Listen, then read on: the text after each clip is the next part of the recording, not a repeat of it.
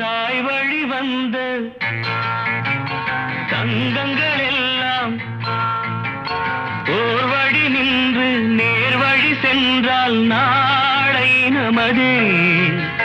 காலங்கள் என்னும் சோலைகள் மலர்ந்து காய்கனியாகும் நமக்கென வளர்ந்து நாளை நமதே. நாளை நமதே, நாளை நமதே.